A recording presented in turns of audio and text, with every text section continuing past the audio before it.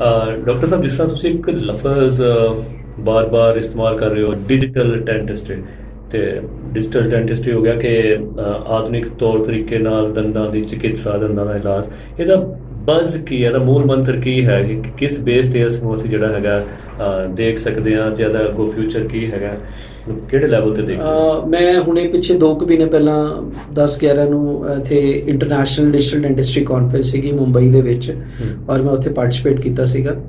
ਔਰ ਉੱਥੇ ਮੈਨੂੰ ਪਤਾ ਲੱਗਿਆ 2025 ਤੱਕ, ਆਉਣ ਵਾਲੇ ਟਾਈਮ ਤੱਕ ਤੁਸੀਂ ਦੇਖੋਗੇ ਸਾਰੀ ਦੀ ਸਾਰੀ ਡੈਂਟਿਸਟਰੀ ਜਿਹੜੀ ਹੈ ਚੇਂਜ ਹੋ ਕੇ ਡਿਜੀਟਲ।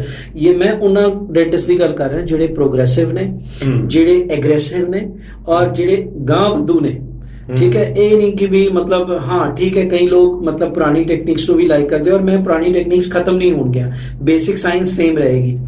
ਲੇਕਿਨ ਜਿਹੜੇ ਕੰਮ ਕਰਨ ਦੇ ਤਰੀਕੇ ਨੇ, ਅਸੀਂ ਮੇਚਾ ਲੈਂਦੇ ਸੀ, ਮੈਂ 1 ਸਾਲ ਹੋ ਗਿਆ, ਪਹਿਲਾਂ ਅਸੀਂ 18 ਸਾਲ ਮੂੰਹ ਦਾ ਮੇਚਾ ਲੈਂਦੇ ਰਹੇ ਮਸਾਲੇ ਦੇ ਨਾਲ, ਹੈ ਨਾ। ਤੇ ਉਹ ਪਿਛਲੇ 1 ਸਾਲ ਤੋਂ ਅਸੀਂ ਦੇਖਿਆ ਵੀ ਨਹੀਂ, ਉਹ ਮਟੀਰੀਅਲ ਹੀ ਸਾਡੇ ਕਲੀਨਿਕ ਤੋਂ ਆਊਟ ਹੋ ਗਿਆ। ਅੱਛਾ। ਤੇ ਉਹ ਅਸੀਂ ਸਕੈਨਰ ਆਂਦਾ ਹੈ, ਉਹ ਸਕੈਨ ਕਰਦੇ ਆ, ਪੂਰਾ ਸਾਡੇ ਕੋਲ ਸਾਰਾ ਬਣ ਕੇ ਕੰਪਿਊਟਰ ਤੇ ਆ ਜਾਂਦਾ ਹੈ, ਉਸ ਤੇ ਹੀ ਡਿਜ਼ਾਈਨ ਕਰਦੇ ਆ, ਉਹਦੇ ਤੇ CAD CAM ਟੈਕਨੋਲੋਜੀ ਦੇ ਨਾਲ ਪ੍ਰਿੰਟ ਹੋ ਕੇ ਬਾਹਰ ਨਿਕਲ ਆਂਦਾ ਹੈ।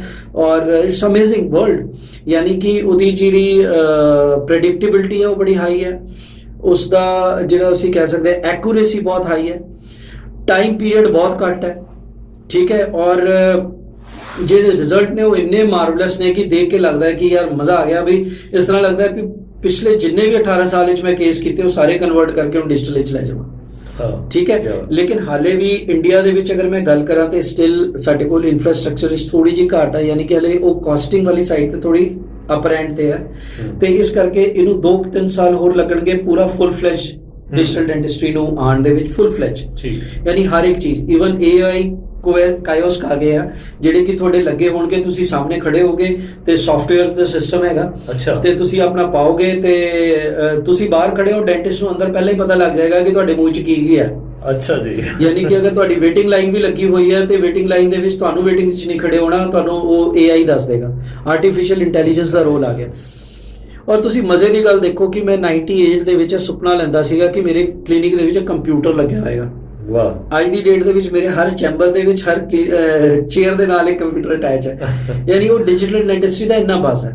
ਠੀਕ ਹੈ, ਤੇ ਉਹ ਬਹੁਤ ਹੀ ਮਾਰਵਲਸ ਚੀਜ਼ ਹੈ ਜਿਹਦੇ ਨਾਲ ਅਸੀਂ ਬੰਦੇ ਦੀ ਲਾਈਫ ਨੂੰ ਹੀ ਪੂਰਾ ਮਤਲਬ ਹੀ ਕੈਨ ਵਿਜ਼ੂਅਲਾਈਜ਼ ਦਾ ਥਿੰਗ ਕਿ ਵੀ ਬਿਫੋਰ ਹੈਪਨਿੰਗ ਇਟ ਐਕਚੁਅਲੀ।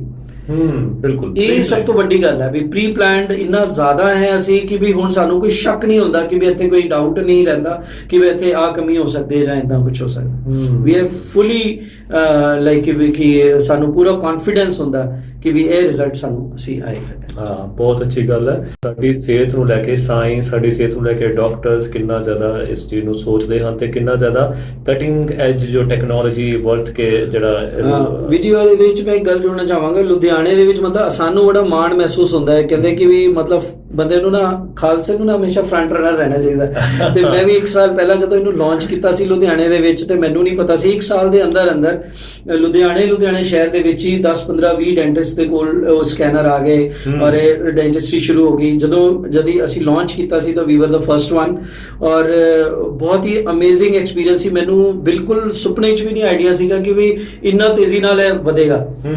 ਠੀਕ ਹੈ, ਤੇ ਉਸ ਵੇਲੇ ਸਾਰਿਆਂ ਦੇ ਮਨ 'ਚ ਕੁਐਸਚਨ ਸੀਗਾ ਕਿ ਵੀ ਇਹ ਚੱਲੇਗਾ ਨਹੀਂ ਚੱਲੇਗਾ, ਬਟ ਅੱਜ 1 ਸਾਲ ਦੇ ਬਾਅਦ ਖੜੇ ਹਾਂ, 2 ਸਾਲ ਬਾਅਦ ਆਪਾਂ ਦੇਖਾਂਗੇ ਕਿ ਲੋਕੀ ਆਪ ਆ ਕੇ ਕਹਿਣਗੇ ਵੀ ਜਿਹਦੇ ਕੋਲ ਨਹੀਂ ਇਹ ਡਿਜੀਟਲ ਫੈਸਿਲਿਟੀ ਹੋਏਗੀ ਕਿ ਵੀ ਮੈਨੂੰ ਤਾਂ ਉਹ ਫੈਸਿਲਿਟੀ ਚਾਹੀਦੀ ਹੈ। ਬਿਲਕੁਲ ਠੀਕ ਹੈ। ਓਕੇ ਡਾਕਟਰ ਸਾਹਿਬ, ਬਹੁਤ ਅੱਛਾ ਲੱਗਿਆ ਕਿ ਤੁਸੀਂ ਮਾਡਰਨ ਟੈਕਨੀਕ ਬਾਰੇ ਇੰਨੀ ਸਾਨੂੰ ਜਾਣਕਾਰੀ ਦੇ ਰਹੇ ਹੋ। ਮੈਨੂੰ ਲੱਗਦਾ ਇਹ ਮਾਡਰਨ ਟੈਕਨੀਕ ਦਾ ਸਭ ਤੋਂ ਜ਼ਿਆਦਾ ਫਾਇਦਾ ਸਾਡੇ ਜੋ ਸਮਾਜ ਦਾ ਕਮਜ਼ੋਰ ਵਰਗ ਹੈ, ਜਿਹਨੂੰ ਕਹਿੰਦੇ ਆ ਕਿ ਓਵਰ ਏਜਡ ਬੰਦੇ, ਜਿਨ੍ਹਾਂ ਨੂੰ ਕਿ ਆਮ ਕਰਕੇ ਨਾ ਇਹ ਮੰਨਿਆ ਜਾਂਦਾ ਸੀ ਕਿ ਜਿਹੜਾ ਦੰਦਾਂ ਦਾ ਇਲਾਜ ਹੈ ਬੜਾ ਕਠਿਨ ਹੈ। ਪੁਰਾਣੇ ਟਾਈਮ 'ਤੇ ਵੀ ਦੇਖਦੇ ਸੀ, ਜੇ ਫਿਲਮਾਂ ਵਿੱਚ ਅਸੀਂ ਦੇਖਦੇ ਸੀ ਕਿ ਕਿਸ ਤਰ੍ਹਾਂ ਉਹ ਬੜੇ ਇੱਕ ਰੌ ਜਿਹੇ ਢੰਗ ਦੇ ਨਾਲ ਦੰਦ ਨੂੰ ਕੱਢਣਾ ਵਗੈਰਾ ਵਗੈਰਾ, ਉਸ ਤਰ੍ਹਾਂ ਦੀ ਟੈਕਨੀਕਸ। ਸੋ ਇਹ ਬੜਾ ਕਰੂਅਲ ਜਿਹਾ ਮੰਨਿਆ ਜਾਂਦਾ ਸੀ। ਕਿ ਇਸ ਮਾਡਰਨ ਟੈਕਨੀਕ ਦਾ ਜਿਹੜਾ ਆਪਾਂ ਕਹਿ ਸਕਦੇ ਕਿ ਡਿਜੀਟਲ ਡੈਂਟਿਸਟਰੀ ਦਾ ਬਜ਼ੁਰਗਾਂ ਨੂੰ ਵੀ ਫਾਇਦਾ ਹੈ, ਜੇ ਉਹਨਾਂ ਦੇ ਜਿਵੇਂ ਦੰਦ ਝੜ ਜਾਂਦੇ ਨੇ, ਜਿਹੜੇ ਉਹਨਾਂ ਨੇ ਨਵੇਂ ਲਵਾਉਣੇ ਹੋਣ, ਕਿ ਉਹਨਾਂ ਦੇ ਲਈ ਵੀ ਇਹ ਸਾਰਾ ਕੁਝ ਲਾਹੇਵੰਦ ਸਾਬਿਤ ਹੁੰਦਾ? ਬਿਲਕੁਲ, ਬਹੁਤ ਅੱਛਾ ਤੁਹਾਡਾ ਕੁਐਸਚਨ ਹੈ। ਇਹਨੂੰ ਮੈਂ ਥੋੜਾ ਜਿਹਾ ਐਲੋਬਰੇਟਡ ਹੋ ਕੇ ਆਨਸਰ ਦਵਾਂਗਾ, ਥੋੜਾ ਡਿਟੇਲ ਵਿੱਚ। ਪਹਿਲੀ ਗੱਲ ਤਾਂ ਇਹ ਹੈ ਕਿ ਵੀ ਇੱਕ ਪਰਮਾਨੈਂਟ ਟੂਥ ਹੈ ਨਾ, ਇਹਦਾ ਨਾਮ ਤਾਂ ਪਰਮਾਨੈਂਟ ਟੂਥ ਸੀਗਾ, ਬਟ ਅਗਰ ਇਹ ਗਿਰ ਗਏ ਨੇ ਪਹਿਲੀ ਉਮਰ ਤੋਂ, ਠੀਕ ਹੈ, ਪਰਮਾਨੈਂਟ ਟੂਥ ਮੀਨਸ ਕਿ ਪਰਮਾਨੈਂਟ ਯਾਨੀ ਬੋਡੀ ਦੇ ਨਾਲ ਜਾਣੇ ਸੀ। ਹਾਂਜੀ। ਅਗਰ ਉਹ ਗਿਰੇ ਹੈ ਤੇ ਸਾਡੀ ਅਣਗਹਿਲੀ ਕਰਕੇ ਗਿਰੇ, ਇਹ ਕਲੀਅਰ ਹੋਣਾ ਚਾਹੀਦਾ, ਕਿਉਂਕਿ ਇਹਦੀ ਕੋਈ ਏਜ ਨਹੀਂ ਹੁੰਦੀ। ਕਈਆਂ 'ਚ ਸਾਡੇ ਮਾਈਂਡ 'ਚ ਆ ਜਾਂਦਾ ਕਿ 60-70 ਸਾਲ ਉਮਰ ਹੋ ਗਈ ਤਾਂ ਇਹ ਤਾਂ ਹੁਣ ਗਿਰਨੇ ਹੀ ਸੀਗੇ। ਇਹ ਕਿਤੇ ਲਿਖਿਆ ਹੋਇਆ ਜੀ ਗਿਰਨੇ ਸੀਗੇ? ਇਹਦਾ ਨਾਮ ਤਾਂ ਪਰਮਾਨੈਂਟ ਹੀ ਸੀਗਾ। ਅੱਛਾ, ਇਹ ਤਾਂ ਨਹੀਂ ਗਿਰਨੇ ਸੀਗੇ, ਇਹ ਤਾਂ ਬੋਡੀ ਦੇ ਨਾਲ ਜਾਣੇ ਸੀ। ਤੇ ਇਹ ਗੱਲ ਸਭ ਤੋਂ ਪਹਿਲਾਂ ਕਲੀਅਰ ਕਰ ਲੈਣੀ ਹੈ, ਠੀਕ ਹੈ। ਨੰਬਰ ਸੈਕਿੰਡ ਗੱਲ, ਮੇਰੀ ਐਡਵਾਈਸ ਹੈ ਕਿ ਜਦੋਂ ਵੀ ਤੁਹਾਡਾ ਇੱਕ ਵੀ ਦੰਦ ਗਿਰੇ ਤੇ ਉਸ ਨੂੰ ਰਿਪਲੇਸ ਕਰਾ ਲਓ ਟਾਈਮਲੀ, ਕਿਉਂਕਿ ਸਾਡੇ ਮਾਈਂਡ 'ਚ ਆਉਂਦਾ ਹੈ ਕਿ ਵੀ 32 ਚੋਂ ਇੱਕ ਘਟ ਗਿਆ, ਕੋਈ ਫਰਕ ਨਹੀਂ ਪੈਂਦਾ। ਉਹ ਪਹਿਲਾਂ ਮੈਂ ਮਜ਼ਾਕ ਵਿੱਚ ਇਹ ਗੱਲ ਕੀਤੀ ਸੀ, ਹੁਣ ਤੁਹਾਨੂੰ ਸੀਰੀਅਸਲੀ ਗੱਲ ਦੱਸ ਰਿਹਾ। ਹੁੰਦਾ ਕੀ ਹੈ, ਜਦੋਂ ਇੱਕ ਦੰਦ ਗਿਰਦਾ ਹੈ ਤੇ ਦੂਸਰੇ ਦੰਦ ਉਸ ਦੀ ਸਪੇਸ ਲੈਂਦੇ ਆ, ਚੇਂਜਸ ਆਉਂਦੇ ਆ ਬੋਡੀ ਦੇ ਵਿੱਚ, ਪੂਰੀ ਅਲਾਈਨਮੈਂਟ ਦੇ ਵਿੱਚ, ਔਰ ਉਹਦੇ ਕਰਕੇ ਪ੍ਰੈਸ਼ਰ ਡਿਵਾਈਡ ਹੁੰਦਾ, ਉਹਦੇ ਕਰਕੇ ਦੂਸਰਾ ਦੰਦ ਗਿਰਦਾ, ਫਿਰ ਲਾਈਨ ਲੱਗ ਜਾਂਦੀ ਹੈ। ਜਿਵੇਂ ਇੱਟ ਹੁੰਦੀ ਹੈ ਨਾ, ਤੁਸੀਂ ਇੱਕ ਇੱਟ ਪੱਟਦੇ ਹੋ, ਦੂਜੀ ਕਮਜ਼ੋਰ ਹੋ ਜੂਗੀ, ਫਿਰ ਉਹ ਗਿਰ ਜੂਗੀ, ਫਿਰ ਉਹ ਦੀਵਾਰ ਪੂਰੀ ਕੱਚੀ ਹੋ ਜਾਂਦੀ ਹੈ, ਫਿਰ ਹੌਲੀ ਹੌਲੀ ਪੂਰੀ ਦੀਵਾਰ ਗਿਰ ਜਾਂਦੀ ਹੈ, ਠੀਕ ਹੈ। ਸੋ ਪਹਿਲੀ ਐਡਵਾਈਸ ਤਾਂ ਮੈਨੂੰ ਇਹ ਹੈ, ਮੈਂ ਸਾਰਿਆਂ ਨੂੰ ਦੇਣਾ ਚਾਹੂੰਗਾ। ਸੈਕਿੰਡ, ਅਗਰ ਬਾਈ ਚਾਂਸ ਤੁਸੀਂ ਉਹ ਦੰਦ ਗਿਰ ਗਿਆ ਤੇ ਤੁਸੀਂ ਜਾਂ ਪਾਇਰੀਆ ਕਰਕੇ ਤੁਹਾਨੂੰ ਇਕੱਠੇ ਦੰਦ ਕਢਾਣੇ ਪੈ ਗਏ ਔਰ ਈਡੈਂਚੁਲਸ ਹੋ ਗਿਆ, ਤੇ ਆਪਣੇ ਕੋਲ ਜਿਹੜੀ ਟੈਕਨੀਕ ਹੈ ਦੰਦ ਦੇ ਬਣਾਉਣ ਦੀ, ਯਾਨੀ ਪਰਮਾਨੈਂਟ ਟੂਥ ਤੱਕ ਤਾਂ ਆਪਾਂ ਉਸ ਨੂੰ ਸੈਕਿੰਡ ਸੈਟ ਆਫ ਟੀਥ ਕਵਾਂਗੇ। ਇਸ ਤੋਂ ਬਾਅਦ ਮੈਂ ਨਾਮ ਦਿੱਤਾ third set of teeth. Third set of teeth ਕੌਣ ਦਿੰਦਾ? ਤੁਹਾਨੂੰ ਡੈਂਟਿਸਟ ਦਿੰਦਾ, ਠੀਕ ਹੈ। ਹੁਣ ਉਹ ਦੰਦ ਬਣਾਉਣ ਦੀ ਟੈਕਨੀਕ ਜਿਹੜੀ ਹੈ, ਉਹ ਪਹਿਲੀ ਤਾਂ ਹੈਗਾ ਕਿ ਇੱਕ ਬ੍ਰਿਜ, ਜਿਹੜਾ ਕਿ ਬ੍ਰਿਜ ਮਤਲਬ ਕਿ ਆਲੇ ਦੁਆਲੇ ਦੇ ਦੋ ਦੰਦਾਂ ਦੀ ਸਪੋਰਟ ਲੈ ਕੇ ਤੇ ਅਸੀਂ ਉਨੇ ਕੁ ਦੰਦ ਮਿਸਿੰਗ ਜਿੰਨੇ ਵੀ ਹੈਗੇ, ਇੱਕ ਹੈ ਦੋ ਹੈ, ਉਨੇ ਕੁ ਅਸੀਂ ਬਣਾਏ, ਹੈ ਨਾ। ਬ੍ਰਿਜ ਦਾ ਇੱਕ ਫਾਰਮੂਲਾ ਹੁੰਦਾ, ਇੱਕ ਤਰੀਕਾ ਹੁੰਦਾ ਬਣਾਉਣ ਦਾ। ਉਹ ਜਿਹਦੇ ਵੀ ਡੈਂਟਿਸਟ ਕੋਲ ਤੁਸੀਂ ਜਾਓਗੇ, ਉਹ ਤੁਹਾਨੂੰ ਪ੍ਰੋਪਰ ਦੱਸੇਗਾ, ਗਾਈਡ ਕਰੇਗਾ ਕਿ ਵੀ ਇੱਦਾਂ ਇੱਦਾਂ ਤੁਹਾਡੇ ਦੰਦ ਅਸੀਂ ਫਾਰਮ ਕਰ ਰਹੇ ਹਾਂ, ਠੀਕ ਹੈ, ਤਾਂ ਕਿ ਉਹ ਲੌਂਗ ਲਾਸਟਿੰਗ ਚੱਲਣ, ਉਹ ਪ੍ਰੈਸ਼ਰ ਝੱਲ ਸਕਣ ਤੇ ਸਾਫ ਸਫਾਈ ਕਰਨ ਦੇ ਵਿੱਚ ਈਜ਼ੀਆਂ ਰਹਿਣ।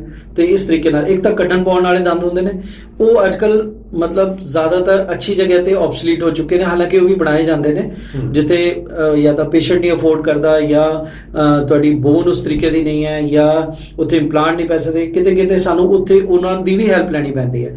ਬਟ ਮੇਜਰਲੀ ਅੱਜ ਕੱਲ੍ਹ ਜਿਹੜਾ ਫਿਕਸ ਟੀਥ ਹੈ, ਉਹ ਜਾਂ ਤਾਂ ਬ੍ਰਿਜ ਦੀ ਫਾਰਮ ਦੇ ਵਿੱਚ ਬਣੇਗਾ, ਜਾਂ ਜਿਹੜੀ ਦੂਸਰੀ ਟੈਕਨੀਕ ਹੈ ਉਸਨੂੰ ਅਸੀਂ ਇੰਪਲਾਂਟ ਕਹਿੰਦੇ ਹਾਂ। ਇੰਪਲਾਂਟ ਵੀ ਹੁਣ ਕੋਈ ਨਵੀਂ ਟੈਕਨੀਕ ਨਹੀਂ ਰਹਿ ਗਈ, implant is now very old. Like ਮੈਂ ਪਹਿਲਾ ਇੰਪਲਾਂਟ ਅਸੀਂ ਜਿਹੜਾ ਆਪਣੀ ਕਲੀਨਿਕ ਵਿੱਚ ਪਾਇਆ ਸੀ, ਅੱਜ ਤੋਂ 16-17 ਸਾਲ ਪਹਿਲੇ ਪਾਇਆ ਸੀ। ਤਾਂ ਹੁਣ 16-17 ਸਾਲ ਹੋ ਗਏ ਸਾਨੂੰ ਇੰਪਲਾਂਟੋਲੋਜੀ ਕਰਦੇ ਨੂੰ, ਲੇਕਿਨ ਹੁਣ ਇੰਪਲਾਂਟੋਲੋਜੀ ਕਰਨ ਦਾ ਤਰੀਕਾ ਚੇਂਜ ਹੋ ਗਿਆ। ਉਹੀ ਜਿੱਦਾਂ ਮੈਨੂਅਲ ਸੀਗਾ ਪਹਿਲਾਂ, ਹੁਣ ਡਿਜੀਟਲ ਹੋ ਗਿਆ। ਸੇਮ ਇੰਪਲਾਂਟ ਦੇ ਵਿੱਚ ਵੀ ਪਹਿਲਾਂ ਮੈਨੂਅਲ ਹੁੰਦਾ ਸੀ, ਹੁਣ ਡਿਜੀਟਲ ਹੋ ਗਿਆ। ਪਹਿਲਾਂ ਅਸੀਂ ਚੀਰਾ ਲਗਾ ਕੇ ਤੇ ਇੰਪਲਾਂਟ ਪਾਉਂਦੇ ਸੀ, ਹੱਡੀ 'ਚ ਉਹਨੂੰ ਕੱਸਦੇ ਸੀਗੇ। ਹੁਣ ਅਸੀਂ ਡਿਜੀਟਲੀ ਸਕੈਨ ਕਰ ਲੈਂਦੇ ਹਾਂ, ਸਾਨੂੰ ਪਤਾ ਹੁੰਦਾ ਇੰਪਲਾਂਟ ਕਿਹੜੇ ਐਂਗਲ ਤੇ ਜਾਏਗਾ, ਉੱਥੇ ਹੀ ਪੰਚ ਕਰਕੇ ਪਲੇਸ ਹੋ ਜਾਂਦਾ, ਚੀਰਾ ਵੀ ਨਹੀਂ ਲਗਾਉਣਾ ਪੈਂਦਾ। ਔਰ ਪਹਿਲੇ ਦੇ ਟਾਈਮ ਤੇ ਸਾਨੂੰ ਵੇਟ ਬਹੁਤ ਜ਼ਿਆਦਾ ਕਰਨੀ ਪੈਂਦੀ ਸੀ, ਹੁਣ ਇਸ ਤਰ੍ਹਾਂ ਦੇ ਇੰਪਲਾਂਟ ਆ ਗਏ ਨੇ ਕਿ ਸਕਰੂ ਪਾਇਆ ਹੱਡੀ ਦੇ ਵਿੱਚ ਔਰ ਵਿਦਿਨ ਨੋ ਟਾਈਮ ਦੰਦ ਨੂੰ ਉਹਦੇ ਉੱਪਰ ਲੋਡ ਕਰਤਾ, ਯਾਨੀ ਦੰਦ ਬਣਾਤਾ ਉਹਦੇ ਉੱਪਰ, ਠੀਕ ਹੈ। ਸੋ ਇੰਪਲਾਂਟ, ਬ੍ਰਿਜ, ਇਹ ਮੋਟੀ ਟੈਕਨੀਕਸ ਨੇ, ਇਹਦੇ ਕੰਮ ਕਰਨ ਦੇ ਤਰੀਕੇ ਚੇਂਜ ਹੋ ਗਏ ਨੇ। ਇਹਦੇ ਨਾਲ ਅਸੀਂ ਪੂਰੇ ਦੰਦ ਬਣਾ ਸਕਦੇ ਹਾਂ। ਯਾਨੀ ਮੰਨ ਲਓ ਕਿਸੇ ਦੇ ਥੱਲੇ ਦਾ ਜਬਾੜਾ ਪੂਰਾ ਹੈ ਹੀ ਨਹੀਂ, ਦੰਦ ਕੋਈ ਹੈ ਹੀ ਨਹੀਂ, ਅਸੀਂ ਕੇਵਲ 2 ਇੰਪਲਾਂਟ ਪਾ ਕੇ ਉਹਦੇ ਉੱਪਰ ਬਾਲਸ ਲੱਗੀਆਂ ਹੁੰਦੀਆਂ, ਡੈਂਚਰ ਬਣਦਾ, ਉਹ ਸੌਕਟ ਉਸ ਬਾਲ ਦੇ ਵਿੱਚ ਜਾ ਕੇ ਫਿਕਸ ਹੋ ਜਾਂਦਾ, ਜਿਵੇਂ ਟਿਚ ਬਟਨ ਬਣਦੇ ਆ। ਇਹ ਬੜੀ ਹੀ ਲੋ ਕਾਸਟ ਔਰ ਬਹੁਤ ਹੀ ਹਾਈ ਆਊਟਪੁੱਟ ਵਾਲੀ ਚੀਜ਼ ਹੈ, ਲੋ ਇਨਪੁੱਟ ਐਂਡ ਹਾਈ ਆਊਟਪੁੱਟ, ਯਾਨੀ ਕਾਸਟਿੰਗ ਬਹੁਤ ਘੱਟ ਲੱਗਦੀ ਹੈ, ਜਿਹੜਾ ਮੈਂ ਹੁਣੇ ਮੋਡਲਿਟੀ ਦੱਸੀ ਹੈ। ਔਰ ਆਊਟਪੁੱਟ ਇੰਨੀ ਜ਼ਿਆਦਾ ਹੈ ਕਿ ਪੇਸ਼ੈਂਟ ਬਹੁਤ ਜ਼ਿਆਦਾ ਬਿਲਕੁਲ ਇੱਕ ਤਰੀਕੇ ਨਾਲ ਫੀਲ ਕਰਦਾ ਮੇਰੇ ਆਪਣੇ ਦੰਦ ਨੇ। ਸੈਕਿੰਡ, ਅਗਰ ਤੁਸੀਂ 2 ਦੀ ਜਗ੍ਹਾ 4 ਜਾਂ 6 ਇੰਪਲਾਂਟ ਅਸੀਂ ਪਵਾਉਂਦੇ ਹਾਂ ਤੇ ਉਹਦੇ ਤੇ ਪੂਰਾ ਫਿਕਸਡ ਸਟਰਕਚਰ ਲੱਗ ਜਾਂਦਾ ਔਰ ਤੁਹਾਨੂੰ ਥਰਡ ਸੈਟ ਆਫ ਟੀਥ ਮਿਲ ਜਾਂਦਾ।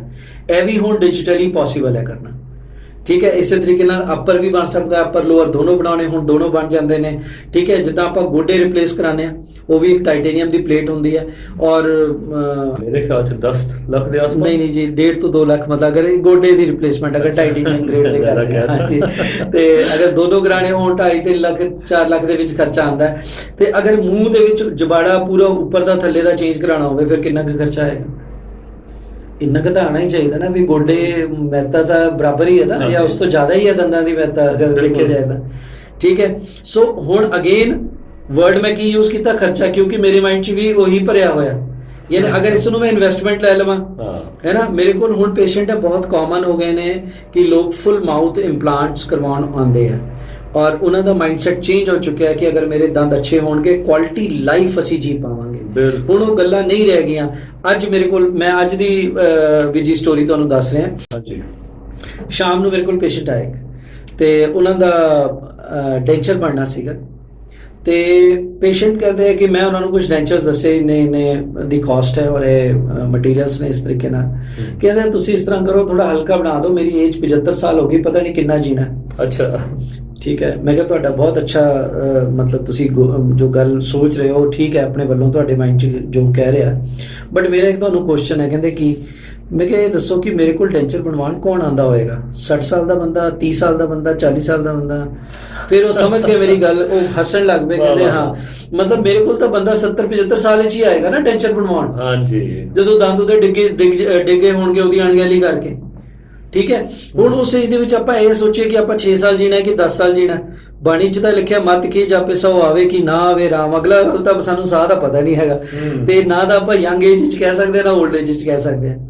ਮੈਂ ਜਿਹੜੇ ਇੰਪਲਾਂਟ ਪਰਸਨਲੀ ਸਭ ਤੋਂ ਓਲਡ ਏਜ ਦੇ ਵਿੱਚ ਲਗਾਇਆ ਉਹ ਹੈਗੀ 97 ਇਅਰਸ ਦੀ ਏਜ। ਓ ਮਾਈ ਗॉड, 97 ਸਾਲ ਦੀ ਉਮਰ ਦੇ ਪੇਸ਼ੈਂਟ ਦੇ ਮੈਂ ਇੰਪਲਾਂਟ ਲਗਾਇਆ। ਸੋਚੋ ਉਸ 97 ਸਾਲ ਦੀ ਪੇਸ਼ੈਂਟ ਦਾ ਮਾਈਂਡਸੈਟ ਕੀ ਰਿਹਾ ਹੋਏਗਾ। ਉਹਦੇ ਆਪਣੇ ਦੰਦ ਵੀ ਸੀਗੇ, ਤੇ ਮੈਂ ਉਹਦੇ 4 ਇੰਪਲਾਂਟ ਪਾਏ ਸੀ, 2 ਥੱਲੇ 2 ਇੱਧਰ। ਇੱਕ ਸਾਈਡ ਪੂਰੀ ਉਹ ਚਿਊ ਨਹੀਂ ਕਰ ਪਾਉਂਦੇ ਸੀ, ਦੂਜੀ ਸਾਈਡ ਠੀਕ ਸੀਗੀ। ਉੱਥੇ ਉਹਨਾਂ ਨੂੰ ਫਿਕਸ ਦੰਦ ਦਿੱਤੇ, ਤੇ ਇਸ ਗੱਲ ਨੂੰ ਵੀ 6 ਸਾਲ ਹੋ ਚੁੱਕੇ ਨੇ, ਤੇ ਉਹਨਾਂ ਦੇ ਬੇਟੇ ਮੈਨੂੰ ਰੈਗੂਲਰ ਮਿਲਦੇ ਆ। ਉਹ ਕਹਿੰਦੇ ਕਿ ਬਹੁਤ ਅੱਛੇ ਤਰੀਕੇ ਨਾਲ ਮਤਲਬ ਹੀ ਇਜ਼ ਸਟਿਲ ਦੇਅਰ, ਔਰ ਮਤਲਬ ਇਹ ਮੇਰਾ ਇੱਕ ਅਚੀਵਮੈਂਟ ਹੈ ਜਿਹੜਾ ਲਾਈਫ ਦਾ। ਤੇ ਇੰਪਲਾਂਟ ਦੀ ਕੋਈ ਏਜ ਨਹੀਂ ਹੈਗੀ। ਜਿਸ ਤਰੀਕੇ ਨਾਲ ਮੈਂ ਇਸ ਦੇ ਨਾਲ ਤੁਹਾਡਾ ਇਹ ਵੀ ਇੱਕ ਆਨਸਰ ਕਰਦਾ ਕਿ ਕਈ ਲੋਕ ਸੋਚਦੇ ਆ ਵੀ 80 ਸਾਲ ਹੋ ਗਏ ਹੁਣ ਕੀ ਇੰਪਲਾਂਟ ਪਵਾਉਣਾ, ਇਹੀ ਤਾਂ ਏਜ ਹੈ, ਹੁਣੇ ਤਾਂ ਇੰਪਲਾਂਟ ਪਏਗਾ, ਹੋਰ ਕਦੋਂ ਪਾਵਾਂਗੇ ਆਪਾਂ? ਠੀਕ ਹੈ, ਤਾਂ ਹੀ ਆਪਾਂ ਫਿਕਸ ਦੰਦ ਦੇਵਾਂਗੇ। So quality of life is very very important, ਔਰ ਕੁਆਲਿਟੀ ਆਫ ਲਾਈਫ ਦੇ ਨਾਲ ਇਨਵੈਸਟਮੈਂਟ ਜੁੜੀ ਹੈ, ਐਕਸਪੈਂਸਿਸ ਨਹੀਂ। ਹਾਂ, ਬਹੁਤ ਅੱਛੀ ਗੱਲ ਜੀ, ਬਹੁਤ ਵਧੀਆ ਗੱਲ। ਮੇਰੇ ਖਿਆਲ 'ਚ ਤੁਹਾਡੀ ਇਹ ਜਿਹੜੀ ਤੁਸੀਂ ਐਗਜ਼ਾਮਪਲ ਦਿੱਤੀ ਹੈ 96 ਜਾਂ 97 ਵਾਲੀ ਬਜ਼ੁਰਗ ਜੋ ਤੁਹਾਡੇ ਕੋਲ ਦੰਦ ਜਿਹੜੇ ਆਪਣੇ ਇੰਪਲਾਂਟ ਕਰਾਏ ਨੇ, ਤੁਹਾਡੀ ਗੱਲ ਸੁਣਨ ਤੋਂ ਬਾਅਦ ਕਈ ਜਣੇ ਤੁਹਾਨੂੰ ਇਸ ਲਈ ਕੰਟੈਕਟ ਕਰਨਗੇ, ਤੇ ਉਹ ਜ਼ਰੂਰ ਆਉਣਗੇ ਤੁਹਾਡੇ ਕੋਲ ਕਿ ਹਾਂਜੀ ਸਾਡਾ ਵੀ ਇਹ ਕੰਮ ਜ਼ਰੂਰ ਕਰਾਓ।